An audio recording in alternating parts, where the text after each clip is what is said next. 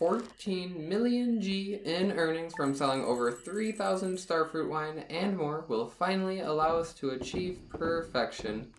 Welcome back to Summer, Year 2 of the Stardew Valley Min-Max and 100% Perfection Guide. We're covering Summer days 22 through 24, where we'll finish crafting every item in the game. We'll take on Key's extended family quest to catch upgraded versions of the 5 legendary fish, and finally, we will sell all of our Starfruit wine and extra items to gain 14 million G, which will be more than enough to purchase the gold clock and obelisks. Before we begin with day 22, let's remember what happened last time on day 21. We had a nice Skull Cavern dive, as usual, but forgot something very important in the morning before we left for Skull Cavern. We forgot to check the TV and watch the Queen of Sauce recipe, which will be required for the Cook Everything Perfection goal. Of course, we could have hoped to get lucky with learning the recipe from a rerun, but this would not be guaranteed, so the safest thing to do was roll back the save to replay day 21. So we replayed the Skull Cavern dive and ended up having an even better haul of iridium ore and loot than before. We were able to gain 1,272 iridium ore and 20 prismatic shards from the single dive and make it all the way down to floor 461. After the lucrative dive, we move on to Summer Day 22, where we have a Starfruit harvest ready on Ginger Island. We will also need to switch our profession today using the Statue of Uncertainty to gain the Artisan Sell bonus for when we sell all of our Starfruit wine. Before we leave the farm, we'll take care of any chores, including harvesting the fruit trees in the greenhouse, then petting the animals and feeding them as well, since our silo ran out of hay, and we collect our first ostrich egg, which we'll throw in the shipping bin to check that off the list of shipping all items. We check the mail real quick and obtain another mini shipping bin from completing Lewis's crop order special order, and we'll go ahead and place that down. We cycle our furnaces with iridium ore, then grab 98 ginger from our chest and throw it in the shipping bin, since we still need to ship the 100 ginger total for Caroline's Island ingredient quest, and this will finish that off. We do still need to dig 2 more ginger up, but we'll be able to do that later when we're at the island today. Finally, we can grab anything we need to bring with us, which includes a gift for Harvey and Elliot, and then some iridium bars to sell to Clint so we can buy some starfruit seeds. We leave the farm and head to Harvey's clinic to see if he's there, and he is indeed there, so we can quickly give him a rabbit's foot. One more loved gift after this one will put us at 10 hearts with him, but we will wait until day 26 when we can give Leo his birthday gift and Harvey and Elliot their last gifts on the same day. We enter the sewer and pay the Statue of Uncertainty 10,000 G so that tonight we can change our farming profession to artisan. We will be planting starfruit at the island today, so hopefully our agriculturalist profession does not get removed until tonight, but no big deal either way. We make a stop at the special orders board and select Emily's Rock Rejuvenation quest. We arrive at Clint's and sell him 160 iridium bars for 240,000 G, which should be enough for 600 starfruit seeds. We warp back to the farm and cycle some machines while we are here, then grab a totem to warp to the desert. We head straight to Sandy's Oasis and purchase over 600 starfruit seeds, so now we should have enough to plant at both the island and for our next greenhouse harvest. We warp right back to the farm, and right away use the obelisk to warp to the beach, and then head over to Elliot's cabin to give him a duck feather. Same as with Harvey, we'll just need one more gift after this one to put us at 10 hearts with him, and we'll do so on day 26. While we're at the beach, we'll harvest and rebait the crab pots, then enter Willie's shack, where we'll use any extra money to buy some bait until we have 1,000 G remaining to use on the boat ticket to Ginger Island. We arrive at the island and head to the farm to begin harvesting and replanting the starfruit. This will be our final starfruit harvest before we sell all our starfruit wine and other items for a huge sum of money. Before summer ends, we will be able to purchase the gold clock and remaining obelisks, finish crafting everything, and achieve maximum friendship with every NPC. About a week or so into fall, our sweet gemberry will finish growing in the greenhouse, and shipping that will complete the Ship Everything Perfection goal. All that will be left after that is to cook every item, and we'll need to wait until the last day of the year, of course, for learning the final cooking recipe. It would likely take too much time and be very repetitive, to continue min-maxing by doing skull cavern dives almost every day, but what I may do at the very least is continue to harvest the starfruit and cycle the starfruit wine, and that way we can have another huge stash to sell at the end of this year to gain another large sum of money, just to see how much money we can make. We'll see what we wish to do when the time comes, but for now, we'll finish up this starfruit harvest. There is some ginger for us to dig up, and after a couple gingers, we finally finish Caroline's Island Ingredient Special Order quest, which will unlock the solar panel crafting recipe the next day, so we can finally finish the crafting everything perfection goal. We'll now head over to the Golden Walnut Room, where we can choose a key challenge, and must decide between Danger in the Deep and Extended Family. The Danger in the Deep will gain us 50 key gems as opposed to 20, but typically takes 2 to 3 days to complete, so I'd rather go with the Extended Family challenge, which will take less time, and also because we have not attempted the challenge yet. This challenge will have us catch upgraded versions of the 5 legendary fish that we can find at the same location as their counterparts, but we only get 3 days, including today, to do so. We'll have to get started with fishing today, but first we'll walk back to the farm and collect the jades, then grab some ingredients for the sea foam pudding and craft one, then finally collect the fish pond robe before heading down to Cindersap Forest. The first fish we will try to catch is the counterpart to the glacier fish, which is caught at the same spot all the way down at the southmost part of the little island in the river. We get a very difficult fish to bite on the second cast, which must be the legendary fish, but with our trap bobber and sea foam pudding, we are able to catch the glacier fish junior with relative ease and can move on to the next fish. I tried to plan a route where we can get to all 5 fish in the least amount of time, so conveniently we can enter the sewer from the back entrance over here and begin to fish for the mutant carp equivalent. The bite rate in the sewer here seems to be much lower than it was for the glacier fish, since we have been fishing here for quite a while and have reeled in 12 trash items and 4 regular carp, but finally, after all those casts, we get a bite for a more difficult fish, which must be the legendary one. I equipped the wild bait since it gives a 20% chance to catch double fish, and still works with the legendary fish, and as we finish catching the fish here, we get a perfect catch and double fish, so we just caught 2 iridium quality radioactive carp, which is pretty cool. We exit the sewer into the town and are met with Sam's 10 Heart event, which can be activated on a sunny day between 8 p.m. and midnight. We sneak into Sam's room through his window, and apparently make a loud noise which Jody hears and comes into Sam's room to see what's happening. Sam comes up with some excuse, but Jody can clearly see me lying down in Sam's bed. There's no question about that, and she probably doesn't really care. I assume Sam's an adult now, which means he can have sleepovers with whoever he wants to. But Jody goes along with Sam's story and leaves, and we get a few dialogue options which won't impact friendship, but we don't want to ruin this slumber party, so we decide to stay in bed. Sam joins us, and we have a nice slumber party, but we realize there's no time for that, and we have to finish catching fish for the mysterious man in the cave, so we sneak out of Sam's room and head over to the beach for the crimson fish. When we arrive, we are met with another cutscene, and I honestly don't have much words for this one. This is Krobus's 14 Heart event, activated on a non-rainy day between 8 p.m. and 1 a.m. at the beach. Again, I honestly don't know what to say here, so let's just read exactly what the Stardew Wiki has to say about this cutscene. Krobus sits on the docks at the beach watching Moonlight Jelly swim when a sea monster appears. The sea monster raises its tentacles, and Krobus hops on for a ride. A heart dialogue bubble appears over Krobus's head, indicating he enjoyed the ride.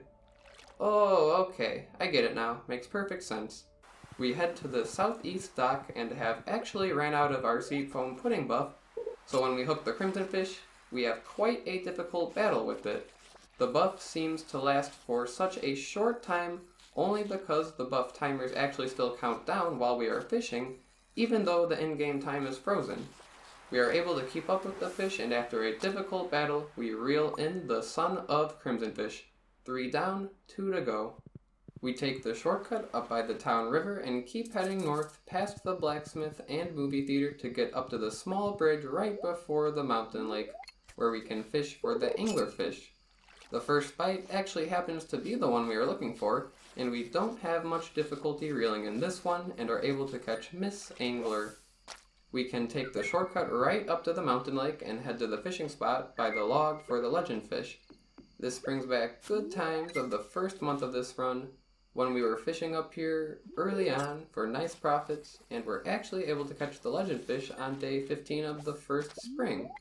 We've come full circle here, and just need to catch this last legendary fish to complete the key quest.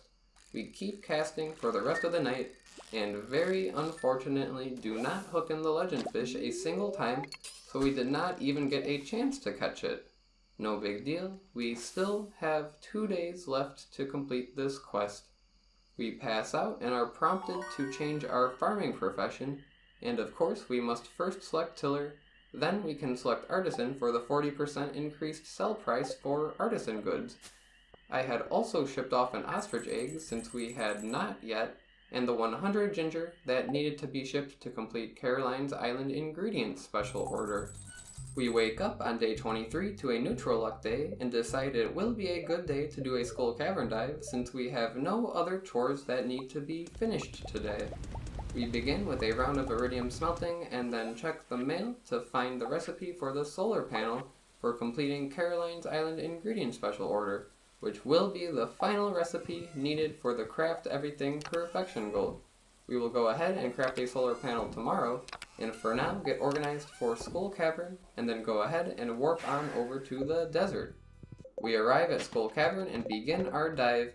Today, we won't use any magic rock candy, but since we do have over 500 staircases, we will go ahead and be very generous with our staircase use and skip any floor that either does not have any iridium ore or does not have nice clusters of rocks that may be nice to blow up for more stone and a better chance at holes.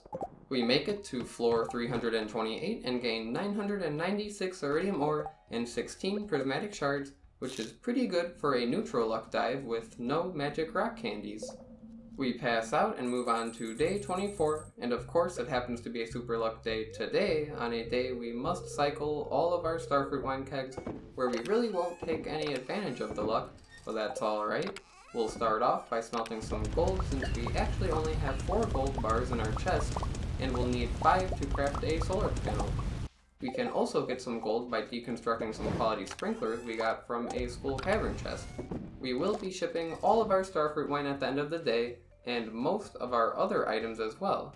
Right now, we can get some items out of the way that we know will for sure ship off, including artisan goods like mayonnaise, caviar, and juice. We'll real quick collect the jades and then collect a gold bar from the deconstructed sprinkler, allowing us to craft a solar panel and finally achieve the craft master status, meaning we have crafted every item in the game and completed that perfection goal.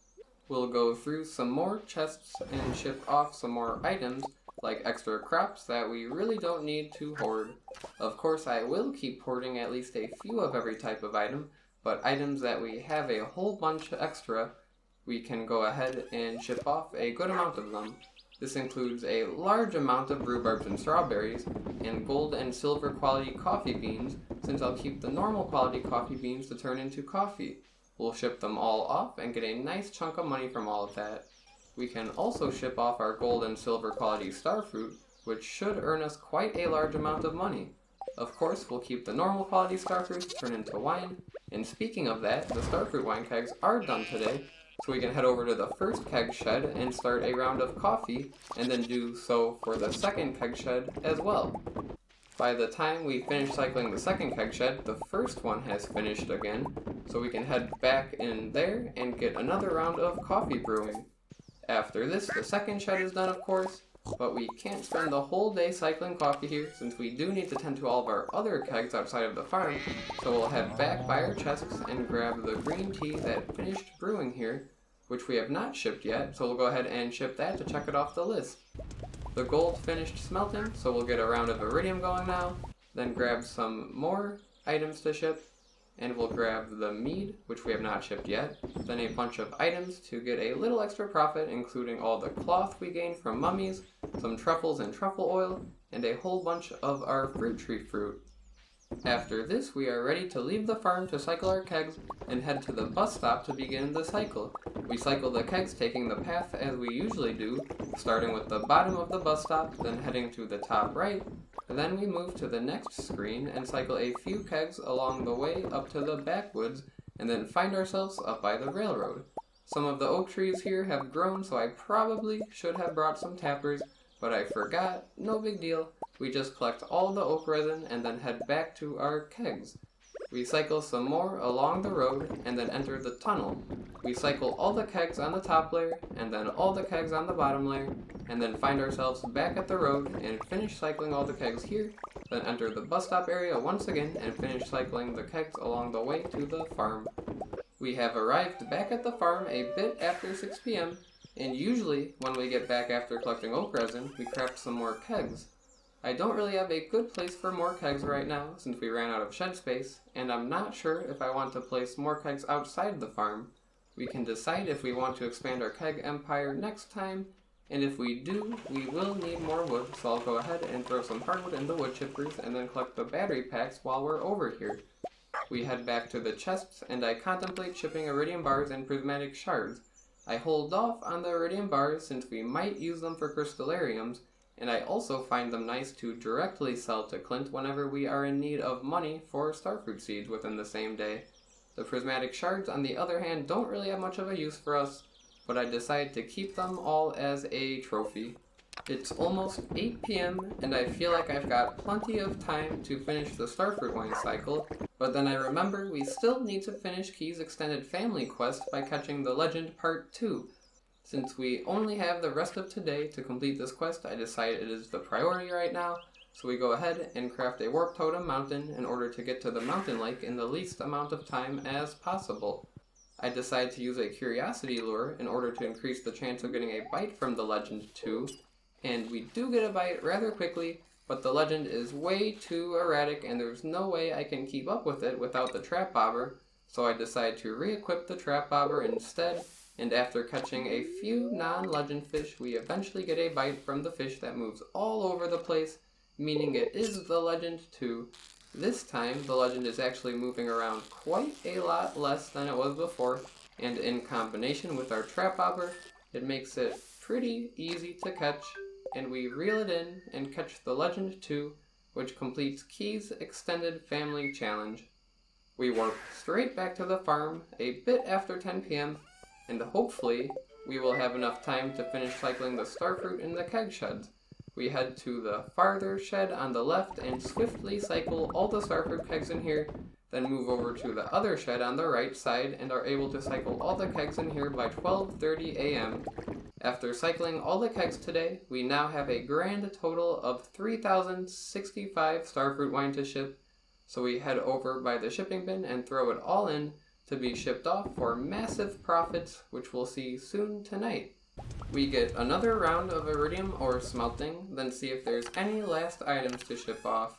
We ship a bunch of extra void essence, some bananas, mangoes, and cloth. It is just about to hit 2 a.m., but we quickly move to our Junimo hut and grab the ancient fruit and throw it in the mini shipping bin. Then the clock strikes 2 and we pass out. We can now take a look at all the items we shipped today, and we easily exceeded 10 million G in earnings, which means the numbers travel outside the frames, and we should have another 1 in front of the total earnings here, for a total of nearly 14 million G from all we shipped tonight. We gain over 9 million G from the 3,000 starfruit wine alone, and over 2.5 million G from the starfruit crops.